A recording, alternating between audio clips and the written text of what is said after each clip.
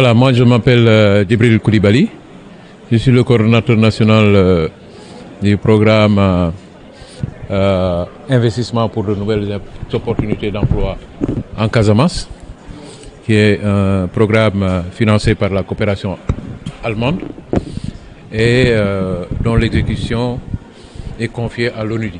Voilà, comme son nom l'indique, c'est Investissement pour de nouvelles opportunités d'emploi en Casamance. Quand vous vous rendez compte que la Casamance regorge de beaucoup de potentialités, souvent sous-exploitées ou bien méconnues. La technologie étant là, l'idée a été de combiner ces deux aspects, la technologie et les procédés agro-industriels, pour permettre de valoriser cela dans la perspective de créer de la richesse, mais aussi des emplois. C'est ça un peu la finalité de ce projet. Voilà, en fait, la réunion qui nous contient aujourd'hui ici est une revue annuelle avec les membres du comité de pilotage pour évaluer ce qui a été fait durant l'année et de se projeter dans le futur, qu'est-ce qu'on compte faire pour l'année prochaine. Alors, cet exercice consiste à montrer l'ensemble des réalisations par rapport aux indications qui nous ont été données.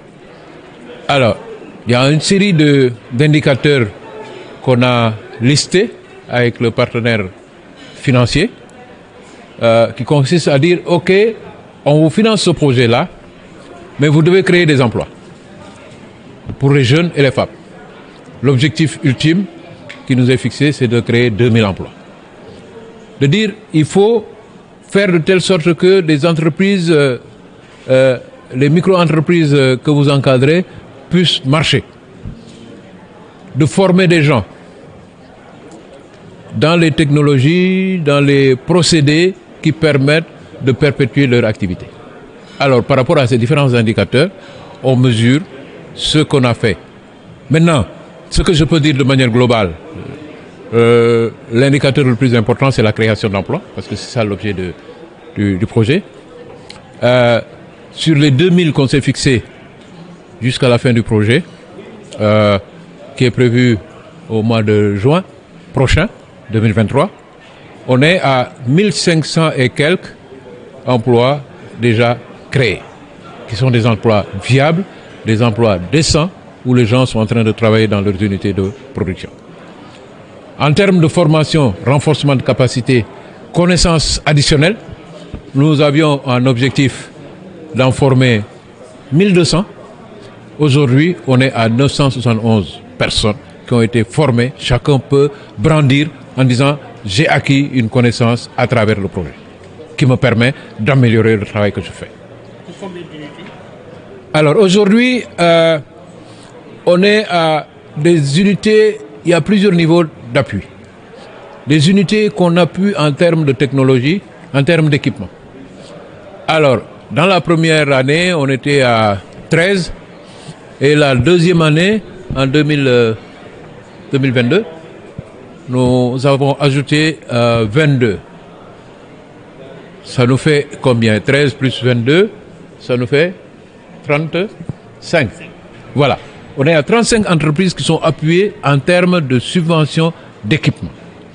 Mais en termes de renforcement de capacité, aussi bien en équipement que de compétences, on est à 71 entreprises qui ont été touchées aujourd'hui sur le territoire des 3 régions. Ziguinchor, Sédhiou et... Alors, un des indicateurs nous exige à avoir 80% de jeunes, dont plus de 60% de femmes.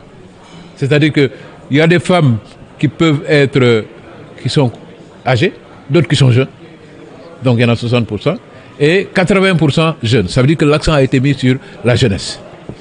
Alors, donc aujourd'hui, quand on fait la comptabilité des bénéficiaires, il m'est très difficile de donner un chiffre exact parce que je n'ai pas mes données avec moi, mais on peut dire que au moins 80% des bénéficiaires sont des femmes. Le coût d'investissement de...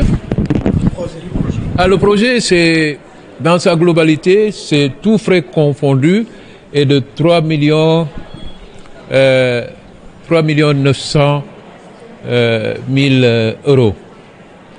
Alors donc la conversion, vous allez la faire vous-même. Ah mais tout à fait, tout à fait. Aujourd'hui, en termes de création, mais je pense que au mois d'avril, où on doit plus ou moins arrêter les activités opérationnelles, on aurait atteint ou même dépassé les objectifs qu'on s'est fixés. C'est-à-dire qu'on va dépasser les 2000 emplois qui vont être créés. Ça, c'est des emplois directs.